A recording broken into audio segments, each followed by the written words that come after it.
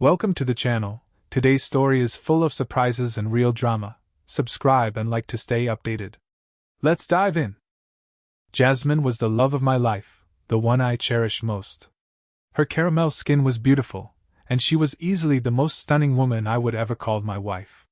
Her wrists were tied to the headboard with scarves, and her ankles with ribbons to the footboard. The way she lay there showed our bond, like the deep commitment of marriage that we held closely to our hearts. Our love was too strong, too intense to share with the world. Some love runs so deep it's best kept between the two who feel it. Our promise was real, even if no one else saw it. She lay open, her body saying, "I'm yours, take me." She whispered to me, "I love you," her voice barely audible. My right hand was on her throat, feeling her breath pass. Her eyes were wide open, round, looking at me with love shining. I could see myself in them. I was in her, one with her, feeling as far up in her as a man could be. She opened her mouth and groaned silently, quietly, her head thrown right and left as ecstasy overwhelmed her. She pulled against the restraints, and I groaned too, finishing. She relaxed, then to rest for another time that would never come, and I rested also. The night passed. It was May 17th, and my 8th wife. This love I had developed was primal. Just a few women before Jasmine had been Luna in January, my first wife in Springfield. Luna was blonde, tall, and heavier, a farm girl who welcomed my company and love. She had taken me with an energy that drained me that night, and I had been happy to satisfy her on her hands and knees. I had left her sleeping also, and our marriage had, of course, found success. In February, it was May, a lovely and tiny Asian woman who caressed me as no other of my wives. That was the Johnson job. She had taken me in her mouth and swallowed my essence, and her sleep that night followed time after time of justification. She had cried out for more in her language, and we had reached heights. May, the second prime in the alphabet, a sweet, sweet memory. March was a windy month, and Ivy blew into my life in Minnesota. She was a librarian and wore glasses, hiding great beauty behind shyness. I found it. We were wed, and her kisses tasted of strawberries. Her hair was light brown, her skin had a reddish tint and freckles that excited me. I remember sitting next to her in a theater, tasting those red berry lips and hiding my caresses from the audience. We escaped our daily concerns, and our marriage consummated quickly. I was meant to be with Ivy, and she with me. Marriage is everlasting in its love in heaven, even when ended on earth by death. The third month and third of the alphabet, Ivy is a special memory, a model of the good woman become the good wife. In May, the 5th month and letter were fulfilled in St. Louis, almost home. With each wife, love deepened, matured, satisfied. Rain was a pixie with active, playful eyes and a playful attitude. Rain and I explored the world of love toys, and she settled upon a machine that brought her to rapture as I joined with her. It was good. She cried out at her pinnacle and slept with her head on my chest. Then I woke her once in the night when I thought she was asleep. I helped her with loving embrace and caresses to her face and neck. Ellie's endurance and sexuality will be her legacy with me. I loved that woman, and she loved me. These prime numbers marched into and out of my life. There was Bianca, actually Gwen, in July. Bianca demanded we consummate quickly, suggesting a new technique which we never fulfilled as she fell to slumber. We were bound only by hands. She kissed me and begged for more and more until exhaustion claimed her. Bianca I will always associate with July, all warm nights, and free rambunctious sex. She was a woman of many virtues. As I journeyed through the prime months and letters of the alphabet, I found myself capable of greater love for women and a particular woman. Love grows over time. It is not cheap or tawdry. The bedroom is its own place, a place for deepening and spiritual love to meet the animal love of the sex act. So it was with Leona in November, Kansas City, Kansas. Leona was older than me, 15 years or so, but a lovely woman with hair just beginning to gray.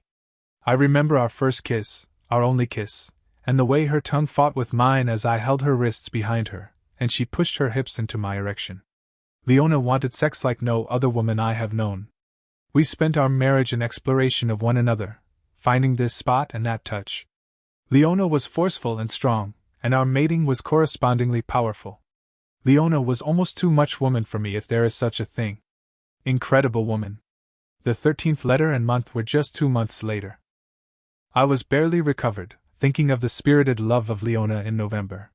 But Skye was the January wife I had always dreamed of finding. Dark-haired, medium build, gothic with piercings and tattoos. Never had I been attracted to such a woman, but to find marriage with one, it was a whirlwind romance. I saw her one day, and we were married within a few hours, never to regret. There were rings to pull and staves to twiddle, and art to trace. I entered this woman with a delicate touch, which surprised her. She insisted on the ball gag so that her ecstasy was not so vocal. We used chains for her hands and feet and up around her neck. It was a completely new experience for me. Our time together was brief, but she was in blessed sleep, proving her satiated physically, emotionally, spiritually. I loved her. Property of Skye, 4M, the 13th letter. I rested through the non-rhymes, then found Jasmine. Jasmine was special among all these specials, tall and thin, smiling, encouraging. She then turned into a raging hurricane in bed, with honesty and purity that other women lacked. I have loved all 8 wives, but Jasmine was like a goddess among them. Her love for me was obvious and genuine, her desire insatiable. Jasmine, the best 2 months to the 19th letter, July. Oh, I remember. Love and marriage, 8 wives, no hint of bigamy. Morals are essential to family and other institutions. You see, I'm a monogamist. Mother insists. Aaron Monroe was saying into the phone, his pistol and holster in the drawer. It's based on prime numbers. He attacks in the 1st, 2nd, 3rd, 5th, 7th, 11th, 13th, and 17th month. He numbers the alphabet, and does the same for the women's names. He strangles them, usually. Although the one, Leona, the oldest one, he broke her neck. Ahu. Yeah. Well, if the pattern holds, it'll be a woman whose name starts with S, and it'll happen in July. July is the 19th month since he started a year and a half ago. S is the 19th letter. Ahu. No, I didn't figure it out. It was my wife, Sarah. She's always doing Sudoku, and I mentioned the case. I mean, it's in all the papers. We have the DNA, we have the MO, we have no idea who it is. No one in the database, no prints to match them to. The guy just started killing women and hasn't let up. Oh, one bit of good news, the prime numbers become farther between as we get higher. Ah, okay. We'll get back. He hung up. Monroe hated sex offenders. He hated murderers. He hated thieves. He hated prostitutes. He hated drug dealers. Most cops came to see the world in black and white. You stole or you did not. You murdered or you did not. You dealt or you did not.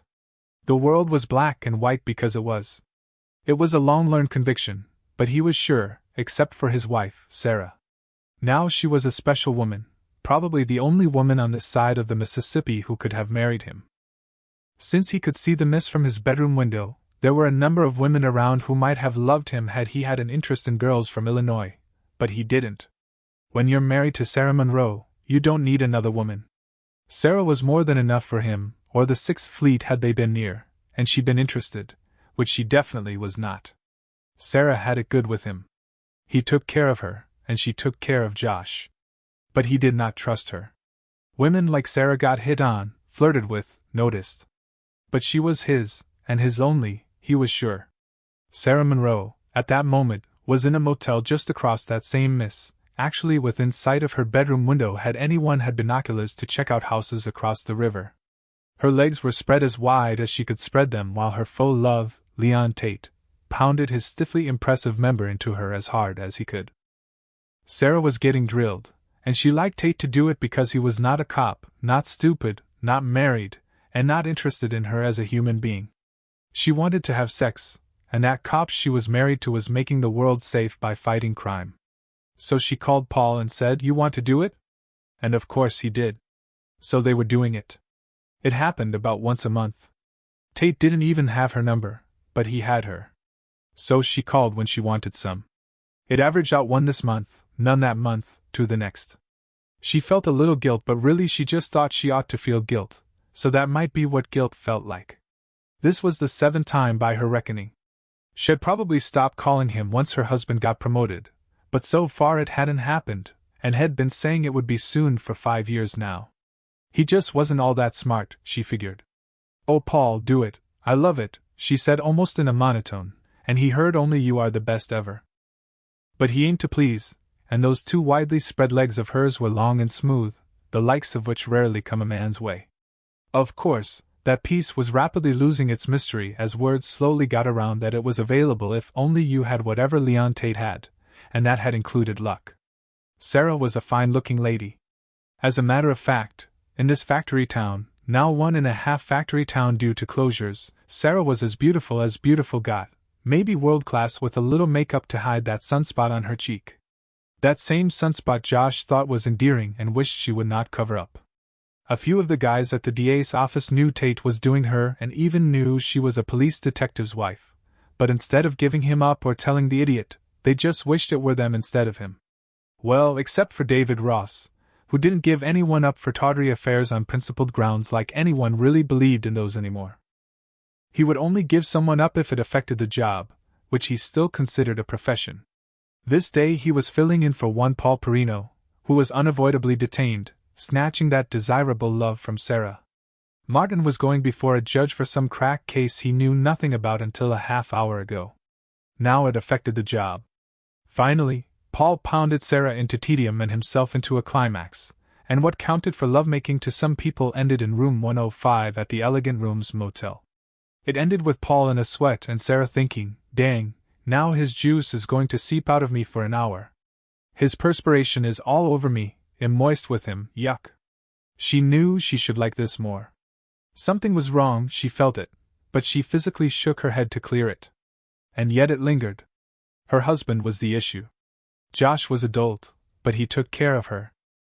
Yet illicit sex felt good at the time, just like vodka feels good at the time, and she just hid the dank with a lot of Kleenexes in her panties.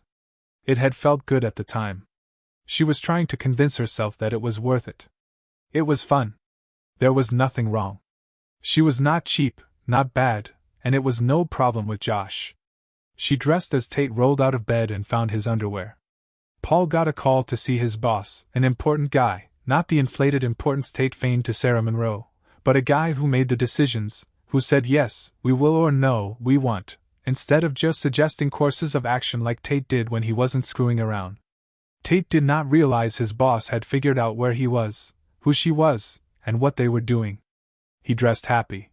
Had substituted Sarah Monroe for some crack CT appearance, and hurried to see his boss. As Tate pulled up his zipper at the police station, Erin Monroe got a call to come see the captain, who was about 5 feet away in another room. Josh was there before the captain put down the phone. "Josh, I just got a call from the DA about your wife." "Yeah, she's a special woman, prettiest gal in 2 counties, Josh smiled proudly. "She's a junior DA. Josh felt like he'd been hit by a truck. The captain did not mince words, did not make things up, and did not play games with his men. Monroe just stared at him for some seconds and then felt his legs go wobbly. He sat down. "Sorry, sir, I had to sit." "No problem." "Who is he?" "DA says some junior named Paul Perino. He thinks they get together about once or twice a month. Pino's on the way out, partly because of this and partly because he's become somewhat arrogant and open about the affair, and no one can stand him over there. DA says the guy's avoiding work, disappears a lot, might have another lay too." Monroe wondered what he should do. "You can't hurt her," the captain said, anticipating Josh's thoughts. "You're not the first detective to face this problem. I'm on wife 3, crosses between wives because he had an affair also. Some guys actually work it out and save the marriage. Just don't lose it. Can I go home? Want someone to go with you?" "Nah, I've been kicked in the gut before, just not by her. I didn't see it coming. I feel angry and foolish." The captain nodded, staring at Josh with an expression meant as support but could have been "oh, you poor sap." The captain just didn't have many expressions. Monroe drove home, taking a wrong turn and still beat his wife there. She had to go around the long way to find a bridge across the Miss and actually passed in front of Josh's office then, and for him, it was a straight shot into his neighborhood, but he turned for some unknown reason, and it took him a minute to go around the block. He made some coffee and sat at the kitchen table. Sarah breezed in 15 minutes later. "Oh, you're home, honey. I didn't expect you, she said, seeing him there. She came right over to kiss him, and to get by. She wanted to get upstairs and into the shower. She had an uncomfortable number of Kleenexes between her legs. Sit down, Sarah, was all he said. It was not his loving husband voice, more his crowd control firm voice, although not loud. She was brought up short, startled. She knew something was wrong. He could not know, could he? She thought. No, after all, he was doltish. Please sit. Is something wrong, Josh? She was scared now, and she took the seat beside him on the end of the table. Tate is going to be fired partly because he's been screwing you. She inhaled sharply. She wanted to deny it, demand he rely on his trust of her, ask how could you believe that. Instead, she played dumb because that was what you do when you don't know how you've been caught. What are you talking about? She said it, and then wished she hadn't. She knew Josh, and Josh would not make an allegation, he would state facts already proven. She put her face in her hands. How long has it gone on? He queried. Apparently, the jig was up. She did not lie. 5, 6 months, once or twice a month, just when you were working a lot or not home. He was just a guy, a hobby, someone to get me off. It was not love, not really an affair, just sex with a good-looking guy and no commitment. Josh was squeezing his hands into fists, looking carefully at them, studying the bones and sinew and skin. She looked at him, but he would not meet her gaze. I didn't mean to hurt you, she said it, the 1 billionth woman in the history of mankind to say it for that reason. She never knew she could have won free groceries for life or something if she'd been the billion of something else. Of course not, don't let it bother you, he said with disdain, and she heard it and knew her defiance was not defiance. Why had she rationalized, she thought. She wondered if these mistakes were recoverable, if the marriage could be saved. How many others were there? We've been married, what, 7, no, 8 years. No others, Josh. I don't know why I did it. Was he better at it? Better built? Bigger? No, nothing like that. Worse, if anything. But even bad sex is good. He just looked at her, and she realized her last words had not helped. She did not speak. Discretion is a part of valor. It's also part of intelligence and many other virtues. He looked out the little kitchen window at the blue sky, a wistful expression on his face. He thought out loud, I am so embarrassed, so angry, so much in pain. I never knew it felt like this. I've dealt with cucked husbands dozens of times, and told them to be calm and had no idea the terrible hurt they were suffering inside. I saw it, but I didn't get it. It's withering. He talked as if his personal experience would help him in his job. He'd be a better cop now that he discovered his wife screwed around on him. He should thank her, he thought ironically. It's palpable. I can touch the pain. It feels like a surgeon could. Remove it. Silence. He looked at her. Do you want me to leave? She asked, or do you want to? She tried to imagine pain for adultery, for betrayal. Nope, nothing there. Josh wouldn't screw anyone but her, she knew, and if he did, she'd think about it then. He asked, Did you ever do it here? Not here. Who knows about it? He asked. No one unless they saw us going into the motel. Probably people he works with, missing him in the day, covering. Josh rubbed the knuckles of his right hand, but Sarah knew he would not hit her. The wall, the table, the refrigerator were more likely targets. You can stay. I don't know what to do. The captain got a call from the DA, told him about you and Tate, and sent me home to deal with it, with you. But I don't know what I want. Sarah got up and made a cup of coffee in the Keurig. She sat back down. Are we going to make it, Josh? She asked. I don't see how, he said. Maybe, no, I don't know. Did she want to make it? Would her nature lead her down the path she'd started now? He wanted to strangle her now. Maybe he could get her to that psycho if he could just keep from throttling her. It gave him an idea. Manipulation was more her suit than his, but it was a way. Han, I am going to the car. Stay here. He went to the garage, found the file on the sex offender, and brought it to the table. Josh inhaled. The captain appreciated your prime theory about the sex offender. Why was he bringing that up? Was he trying to keep a semblance of control by bringing up work? Sarah said nothing but wondered. This is the file on the sex offender. Look at the location of the murders, all the paperwork.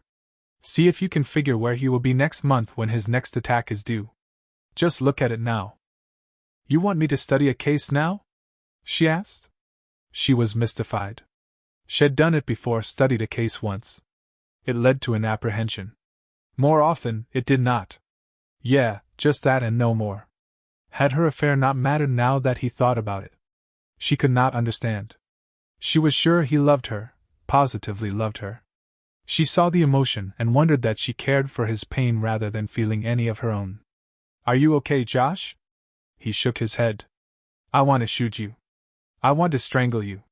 I want to screw you, but I know you probably have him in you. I can't deal with you now, so you look at the file, and I'll get myself under control. I don't know if I can focus on paperwork. Josh just looked at her as if he was going to commit one of the first two acts had listed. Okay, I'll look, she agreed. She opened the file and started distributing pages around the table. Josh sat for a few minutes, considering her and the situation. He made another coffee, noticed his hand shaking, and watched his fingers open. He dropped the cup, which shattered on the floor. Sarah jumped a foot in her seat. Sorry, I'll clean it up. You keep looking. He used paper towels and a mop, but when he finished, the floor felt sticky.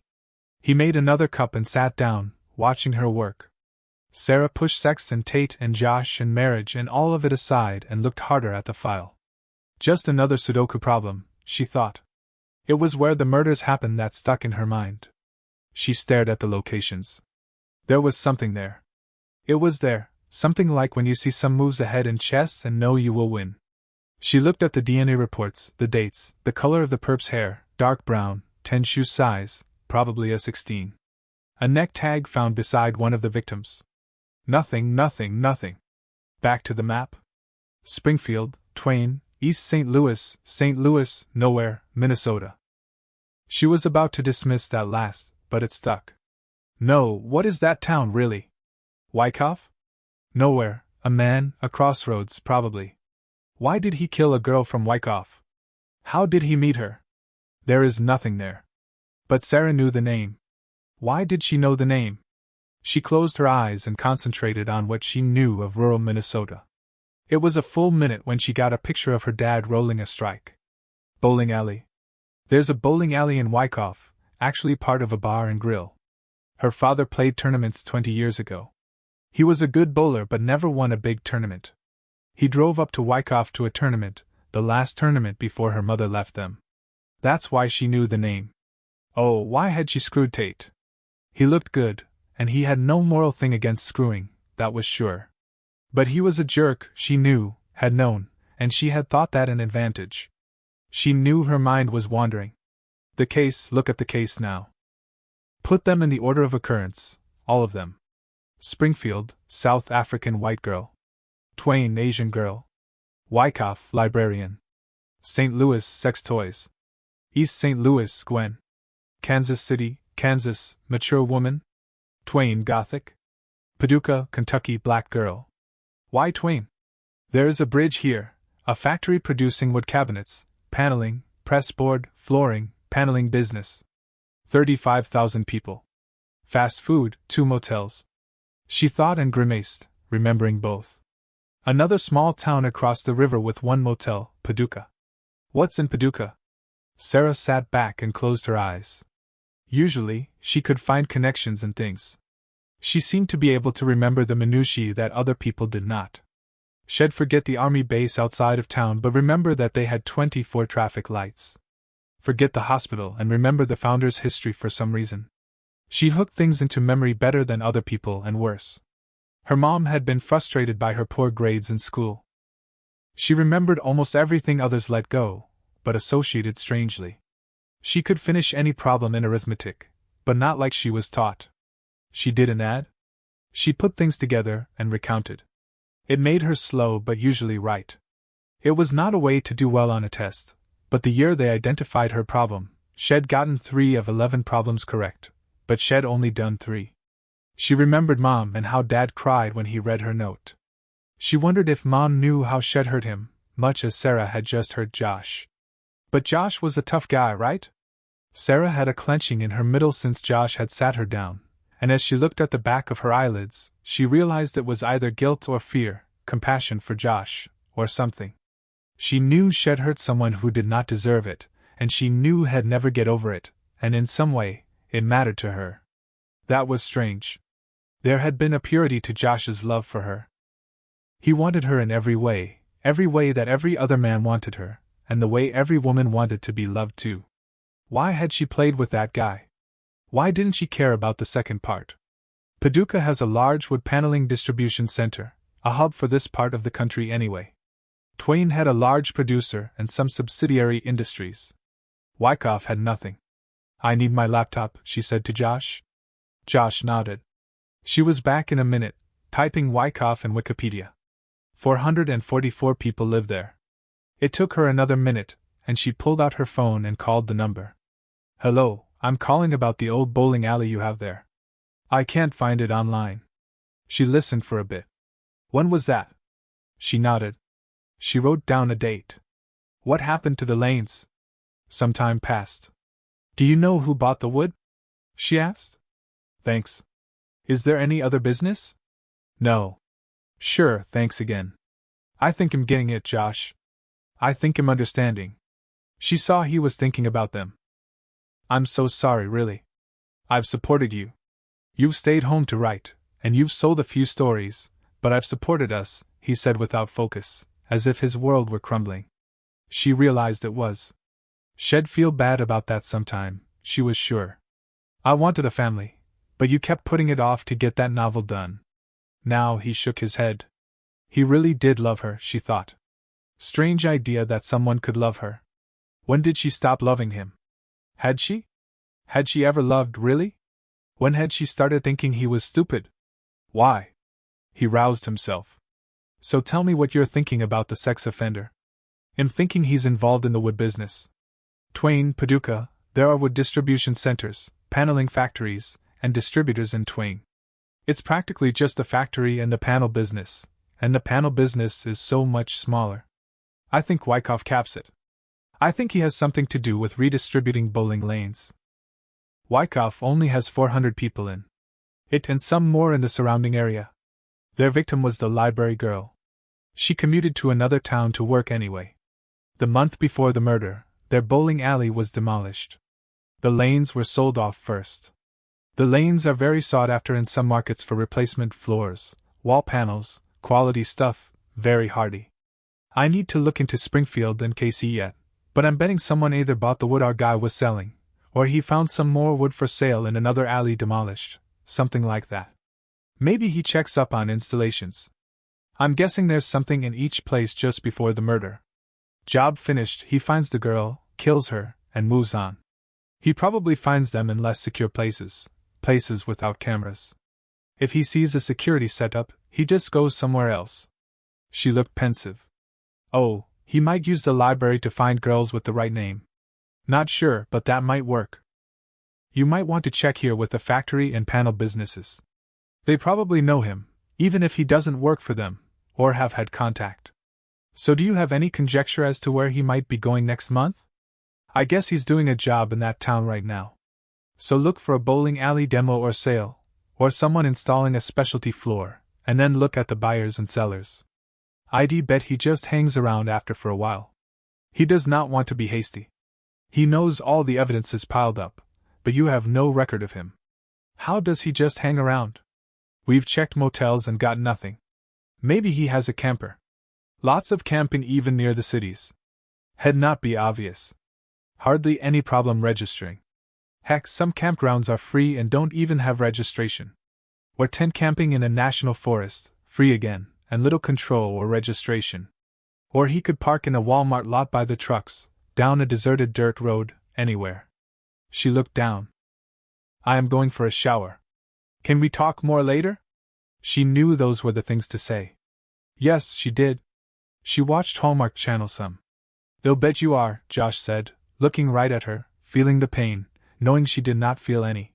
She left the room and went up the stairs. Josh had realized shortly after they were married that she did not feel like other women feel. It had taken him some months to realize she thought she had manipulated him into marriage. She did not think she needed him. She did not worry about losing him. She did not love him in any regular sense of the word. She's a sociopath of some sort, had realized, and it explained the lack of emotion at emotional times. She'd taken the death of her father as a matter of fact, almost like she was not affected, as if it was of no matter. The man who devoted his whole adult life to raising her, who held her and was perhaps out of his element in trying to be father and mother to her, but who loved her in that pure and complete way fathers can love daughters. Perhaps that caused it, some sort of double bind, probably initiated by her mother's decampment. He remembered her strange emotional distance another time.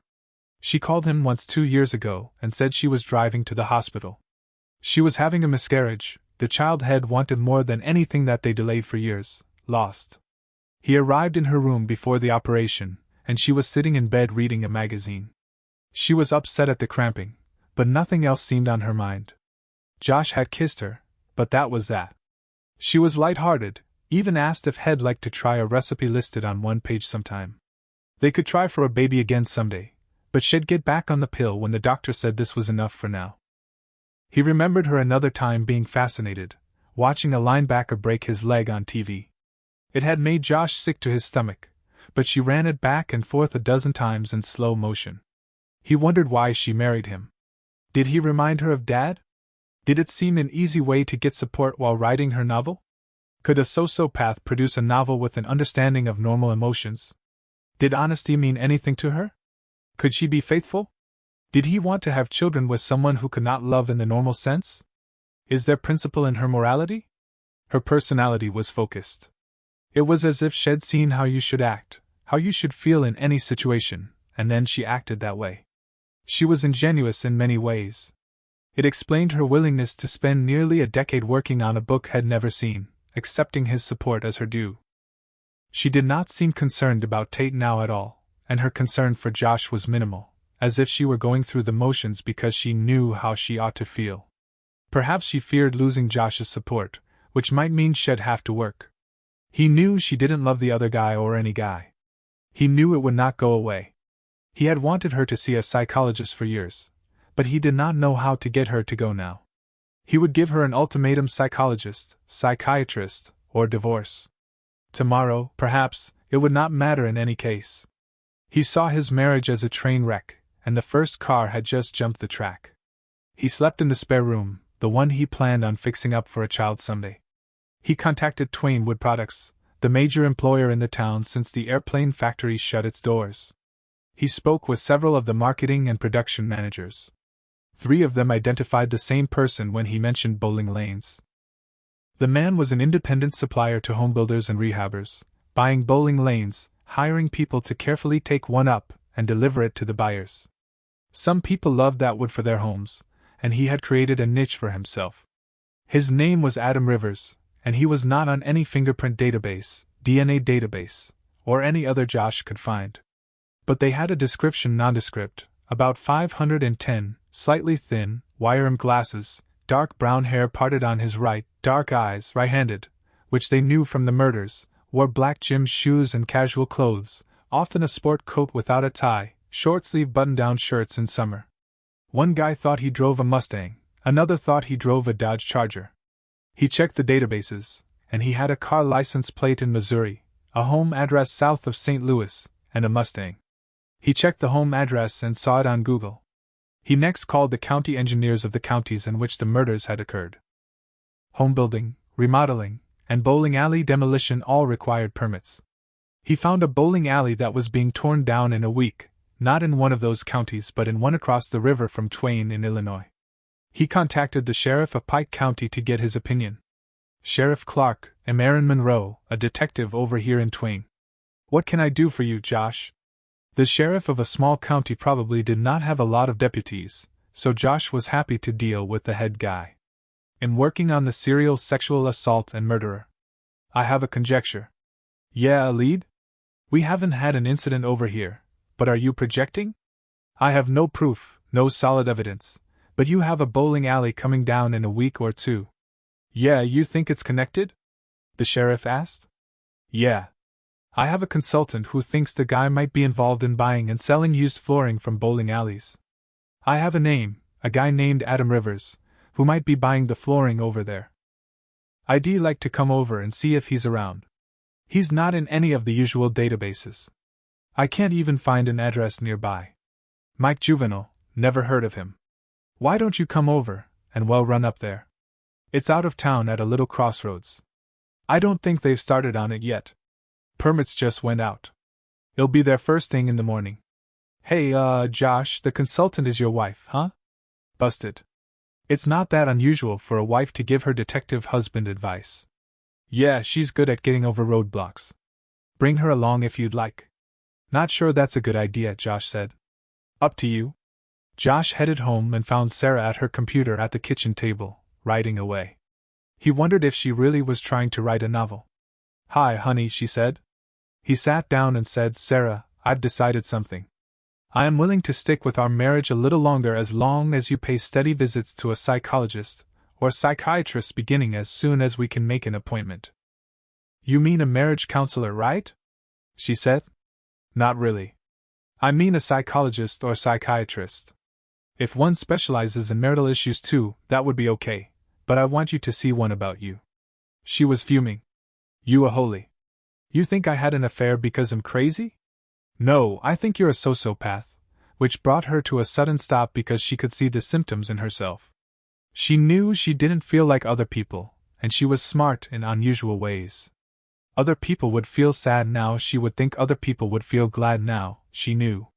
Josh went on, take it. Or leave it. I need to know if you can be lived with. I needed your fidelity. I need it again all the time. You are the most beautiful woman around.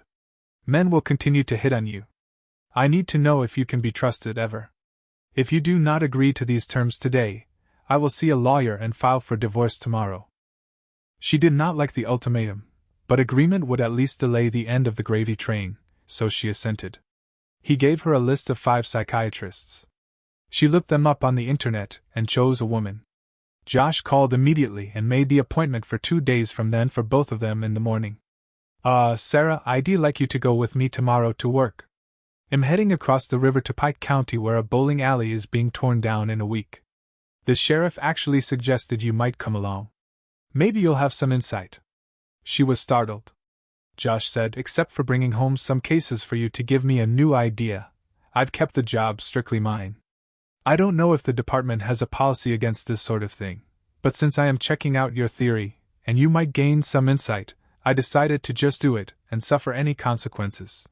If you'll come, we'll do it. It might be a gas. Josh wondered if she had an ulterior motive. They drove across the Twain Trans-Mississippi Bridge at 7 the next morning. At 7:45, they were in Sheriff Jonas' office, sipping Starbucks coffee and discussing the case. Sheriff Clark, call me Terry, please, when he saw Sarah, felt that Juvenile might show up at the alley but was more likely to make his deal at the offices of the real estate dealer, a guy named Bob Jones, who just happened to be the sheriff's brother. Called Bob last night to find out who the realtor was, and he said it was him. He's coming by in a few minutes to discuss possible buyers. He says he has been contacted about selling the wood, but he didn't remember the guy's name. He has his card, though. We don't get over here very much, Sarah said, avoiding the fact she'd been in the elegant rooms a day ago. So tell us, where would a guy go to find a murder victim? Jones considered. There are some bars, a dance club that'll let anyone in most nights, restaurants, lots of churches. Josh hadn't thought of churches. Josh said, we believe the next attack will be next month if he follows the pattern we've distinguished, usually about a week after his business is concluded.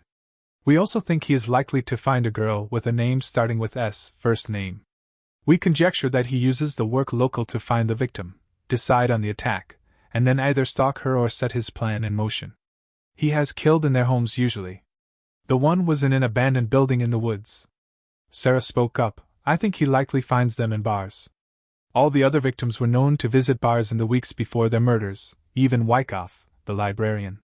She actually lived above a bar, although she rarely went in it. You know, Josh said, which bar is he most likely to visit if he's as unfamiliar with Pike as we are, and his business is at the realtor office and the bowling alley?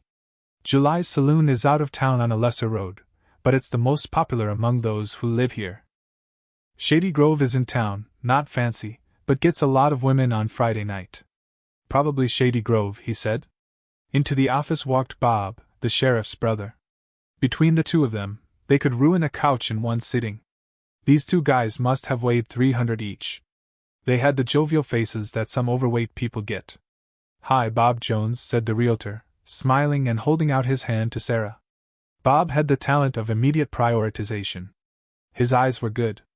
Even the obese have hopes when unexpectedly confronted by a beautiful woman. "Sarah Monroe," she said, shaking his hand. "Erin Monroe," Josh said. They shook also, eventually, once Bob let go of Sarah. "So you were interested in someone interested in buying the Lanes?" he said. "Yeah, just playing a hunch. Probably means nothing," Josh said. "It's usually best to deprecate to avoid getting hopes up or spooking the perp. That's police-type talk. Some guy came by when I was out of the office, said he'd have the Lanes removed. Had purchased them direct from the owners a few days ago. He left his card with a note. He'd have the Lanes out by Friday," Bob Jones said. "The owner said he made a good deal on the Lanes. He didn't know if Juvenile would be around. He said he'd hired a company to get the Lanes out." "Has anyone touched the card?" Josh asked. There was a chance they could lift a print. "Actually, yes, my secretary and I have. I have it here," he said. He pulled it out of a folder. Sheriff Clark grabbed a small evidence bag and told his brother to drop it in.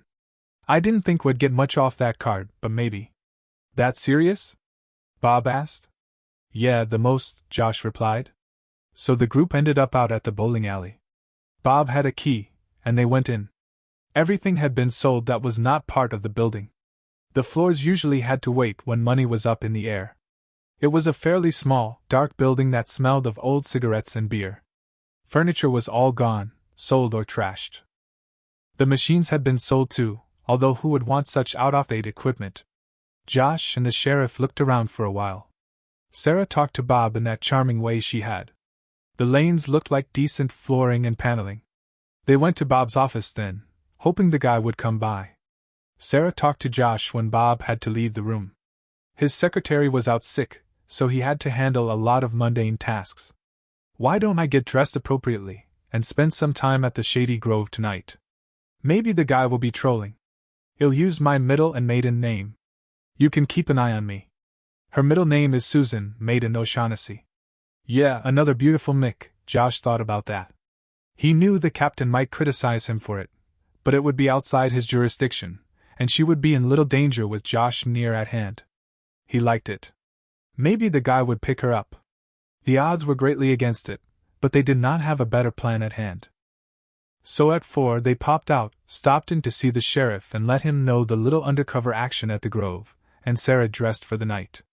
She wore tight jeans and a tight, sexy top that clung to her. She wore a bra the other girls had been without when last seen. Josh programmed an emergency button into her cell phone and checked the GPS app just in case. Under no circumstances are you to leave the building with him. Do you get it? Do not leave with him. Do not get in a car. Make a stand right there. As soon as we get his DNA and her prints, we have enough.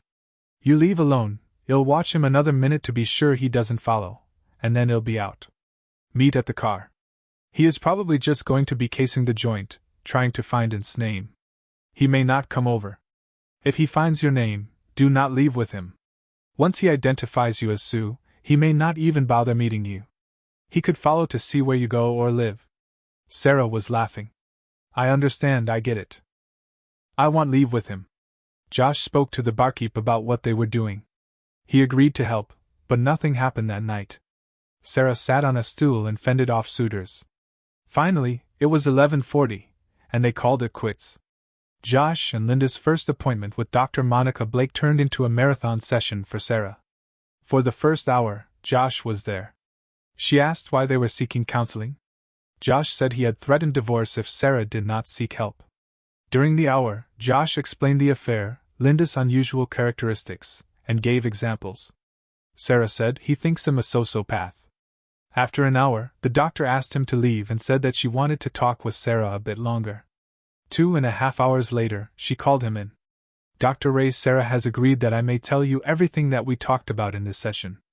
I may tell you my conclusions and ideas as to her personality and character and her mental health. I am a psychiatrist. That means I may prescribe medicine to help with her treatment. She looked directly at Josh. Sarah was looking down. In my opinion, your wife is not a sociopath. Her condition has a lengthy name which comes down to this: she has a conscience, but it is subsumed. She knows right from wrong, but she has suffered such great damage to her emotional center that she feels anything good for her is due because of past suffering. She is capable of love, but she uses defense mechanisms to control it, like not seeming to feel guilt about the affair, not caring if her lover is hurt, that sort of thing. She does feel, and sooner or later, she will likely feel the depths of the pain she has caused. You and him and herself. She may start crying someday for no reason, realizing the lives she has wounded and feeling the pain, and it could go on as if the thing just happened. That is not a bad thing. That is a turning point, but it may occur differently, slow or not at all. The doctor paused. Josh said, "She is very smart, doctor. Are you sure she's not playing you? She thinks she's the smartest in the room, no matter who is there." The doctor smiled. "Fortunately, I'm used to not being the smartest in the room. No, I don't think she's playing me or you. She actually loves you, but it hurts sometimes. It is subsumed." Then the doctor thought for a moment. "Oh, forthrightness is often a characteristic. It was very easy talking with her. She willingly divulges information to someone she trusts, and there is no inhibition speaking with me that I could see. Can she love children? I told you about the miscarriage. Oh yes, she could. Once we get it to emerge some. There are cases where they actually emerge because of the birth of the child. We can treat this condition. Group and individual therapy help a lot. There are a number of drugs that can help. This is similar to schizophrenia in some ways, an emotional dichotomy. Some of the same drugs work to give a person a completely normal outlook, but it is chronic. It can diminish, and over time her real emotion can dominate, but there will be some interesting moments along the way. Was I way off, thinking this is caused by a double bind, probably mom leaving and dad being unable to replace or nurture? No, that was spot on, probably coupled with some things before her mother left. If she wants to tell you, there is a lot more to that she has kept from everyone." Sarah spoke. "I do not want a divorce, Josh. I knew the affair was wrong." Dr. Carley said, "You left something out, Sarah?" Sarah looked as if she didn't remember. "Oh, the denigrations, putting you down, thinking less of you. I am sorry for that too." Dr. Carley said, "Part of this goes hand in hand with any affair. The husband's an idiot, that sort of thing. It's all part of guilt. That's actually a good sign for your wife. It shows she has a conscience." "Yeah, I've seen a lot of that in domestic disputes," Josh said. "Dr. Carley, you should know, Josh, that the marriage is important to her. She has an inevitability in her outlook. She expected it to fail, and this may have been part of her manipulation to make it so. She sees people she can manipulate you by getting your love, tricking you into marriage, and some convoluted reasoning she has the lover, others. I married her because I loved her. There was no trick. She knows she's smart, and that other people are not as." Dr. Carley smiled. "Losing you would be difficult for her, but she expects it. She does not want it, but her emotional controls subsume it. So she loves me lots but hides it, because she expects it to hurt her by me leaving, so she makes it happen, her worst fear." Josh considered. "If we divorce, would she get worse?" "Probably a setback, but not much worse in the long run. She really expects it sometime. It's up to you, Josh. Do you want to stay married to her? Did she ruin it already? Can you overcome those images and fears in your mind?" Dr. Carley looked directly at him. She knew how a man in love could obsess about his wife's affair and obsess forever. "Have you treated many with this condition, doctor? This combination of symptoms is probably a once-in-a-lifetime case for most of us, except in a clinic or mental hospital." Josh said, "Perhaps you can write a paper on her treatment." It was spoken wryly. "Cynicism is not becoming," the doctor laughed, "and I am considering it. You need everyone's consent, so you needn't worry. You'd have time to consider, and you could refuse." It was on the 4th trip to the shady grove that they found their man. It was the first week of July. The flooring was removed in a day at the alley and carted to the next place. Juvenile was paid without even showing up at the alley or realtor. Sarah, calling herself Sue, was sexy. She had too much makeup, like women seem to wear to bars when they are still seeking men. They parked down the street near the sheriff's station, actually, and walked then separately to the bar. She went in a minute before he did. He saw her at the bar, alone for a minute, but then men seemed to find her. This bartender was unknown to them, so he went to the guy and asked to see him in private. Josh told him he was a cop, and they went into the back for a minute. He explained what he wanted, how he would signal, and the bartender agreed. Josh went back out, saw Sarah, and looked back at the bartender, who nodded. Then Josh went to a booth. There was a crowd at 7:20, but not every booth or table was occupied. Sarah had company and a Virgin Mary. Josh had told her not to drink if she could help it. The first guy to come up was not their man. He was blond, very tall, and probably married or recently divorced. His ring finger had no ring but a white band of skin around it. She talked to him for a minute and then probably insulted him. He looked at her as if shocked and went away. She did this another 2 or 3 times when the suspect arrived. Right height, glasses, right side part in his brown hair. He was wearing a sport coat and an open-collar shirt. Josh couldn't tell if he had on black gym shoes. He did not sit next to Sarah, nor did he approach. He sat 2 stools away. He ordered a drink and sipped at it for about 20 minutes, watching the ball game on the big screen behind the bar and watching Sarah whenever someone went by to hit on her. He was 20 feet away, and his pistol was accessible if needed. He could hear Sarah when a guy came up to her. "Hi, I'm James Render," the new guy said. He was average height, no glasses, light brown hair, wearing blue jeans and a striped pullover shirt. "Sue, nice to meet you." She shook hands with the guy. He seemed likable enough and no threat, so Sue engaged him in a conversation about the better sports: soccer, baseball, basketball, or football. She ordered another drink, also a Virgin, and laughed sexily, looking at her new friend. He started getting a little fresh, putting his hand on her bare arm, moving a little closer, but she looked at it and made some joke about not too forward, and he removed it, only occasionally touching her after. Their guy seemed genuinely interested in the game above, but Josh thought he was listening in. He ordered another drink, his first glass remaining at his spot. The bartender looked at him. Josh touched his ear, and the bartender brought the man another drink.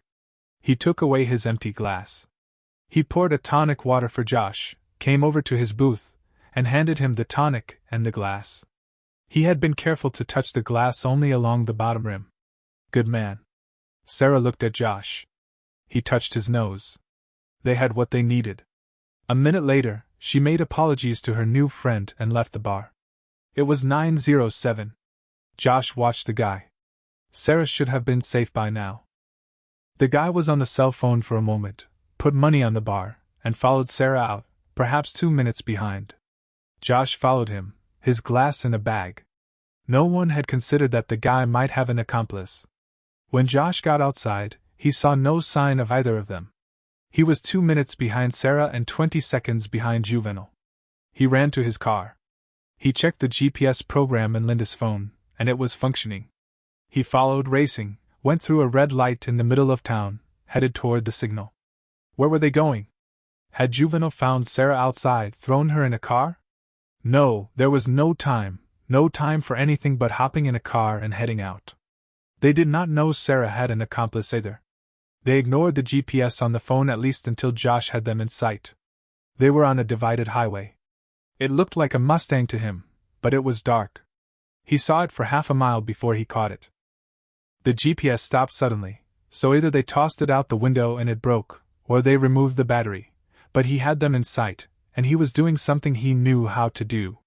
He used his cell phone to notify the police, but just as he did, the car pulled into a parking lot by a McDonald's. It then carefully went over the back curb of the lot and onto a dirt track that went into scrub trees. He saw their lights then down the road, and they parked by a very small house. He abandoned his car in the lot and ran, talking into his cell phone, trying to get Terry Jones and any other cop to this place.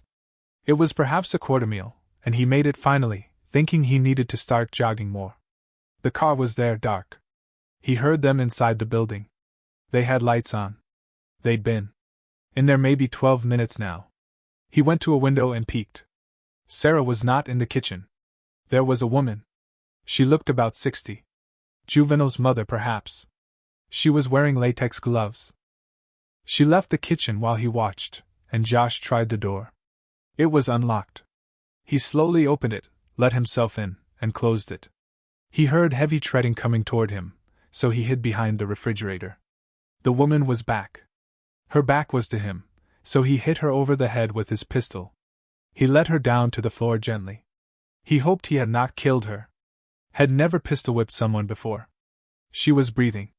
He pulled out his cuffs and hooked her hand to a cabinet. He hoped she'd not wake. He did not need her warning Juvenile. Down the hall, he found Juvenile with Sarah. She was naked, spread eagle on the bed. Josh could not help the thought that she was magnificent, even in this evil circumstance. Her hands reached the corners of the headboard and were duct-taped to it. She was awake but had a ball gag in her mouth. Her legs were tied with rope at the ankle, with her knees up, attached to the headboard also. Juvenile was varying his technique yet again. Juvenile was talking to her as he prepared a long dowel for insertion. He put oil on it, but it was just a cheap wood dowel with a flat end. "I love you, Sue. I know you want me in you. Look at that body of yours, magnificent, just magnificent. Are you ready yet?" He reached for her with the dowel in his hand. Josh shot him in the head at that moment. Had seen and heard enough. Sue had too. Sue's eyes were opened wide, startled, and the surprise lingered. In her fear and anger and wonder, she realized Josh was not a lug, not a dolt, not stupid, and not insignificant. Josh looked down at Juvenile, the mess had made of his head, and he felt relief. He turned to his wife. He removed the gag and ripped the tape from her wrists, and her arms went immediately around his neck. He hugged her, and he liked feeling the naked skin of her back, but he wanted to remove her before all the cops in this part of the world arrived. The sirens were close. She was crying, and suddenly the room was swarming with police. Josh grabbed a blanket and put it around them as they hugged. Sheriff Clark was there. "Well, I sure hope he's the one because he's dead as a doornail now," Josh said. "We didn't realize he had an accomplice." "Sick family?" Josh gave a statement that was the whole truth. Did he identify himself? He did not have time. Did he ask the perpetrator to surrender? No time for that. Why did you fire? He was about to put a dowel up my wife. A week later, the prosecutor looked at everything, including the 8 sexual offense and murders, and positive DNA tests from the deceased, and put it before a group of citizens. The grand jury decided no bill. The prosecutor smiled. Sometimes justice was just. They indicted the mother on several counts of conspiracy to commit murder, kidnapping, aiding and abetting, and she eventually was sent away for 20, but her son was her life, and after his death, she was almost catatonic. Some people shouldn't be moms. They were home all the nights until the grand jury decision and happy not to be anywhere others might show up. Josh was still considering divorce, but how do you divorce a woman with a Godinley understands personality disorder? Over the next weeks, sitting before the TV became their evening routine. They would sit together and discuss her most recent sessions with Dr. Carley, or his joining her for a session with the doc, or whether she thought her meds were effective, or a case at his work, or news or politics. They cuddled again like in their days of dating. So it was for some time, cuddling, remembering, but for Josh, it would never go away. How whole was she? Sometimes when things go really bad, you should call time out. He had images in his mind that were troubling, upsetting sleep, and causing irresolution. He was hesitant to initiate sex after her experience, and all they had been through. So she did it. One night, some weeks after the incident, they sat on the couch and made out like teenagers. He eventually stood and lifted her shirt, pulling it off then, and she removed her bra. Sarah was stunning naked. They kissed, and they finally made love. After a mutual climax, they rested a minute. They were silent for a bit. They cuddled on the sofa. They felt like newlyweds. Josh thought she was different with the therapy, the drugs. She seemed realer, in tune with the world. She was rounded. She got upset at the sad ending of a movie, something had never seen. She showed him a novel, let him read some 200 pages and more to come. She set a deadline for finishing it. Success seemed to matter to her. The doctor said she might write that paper on Sarah and her treatment, which Sarah was considering. "We need to talk about the future." Sitting naked on the couch, she leaned into him, her hand seeking his, kneading it, as they talked quietly. Do we have one? She asked. In the past, she'd have said such a thing in a monotone, protecting herself. This time, she said it with a hopeful inflection. Could he forgive? Forgetting was out of the question. He had called an attorney. Papers were waiting if he wanted to start the process. Josh just said, I got a call from a detective in Branson. He'd like us to look into a case down there. She looked at his eyes, feeling him relaxed with her. Sometimes marriage is not perfect. Sometimes it is a risk.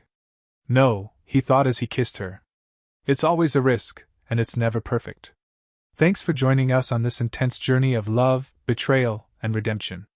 Do you think trust can ever truly be repaired? Let us know in the comments, and don't forget to subscribe for more stories like this. See you next time.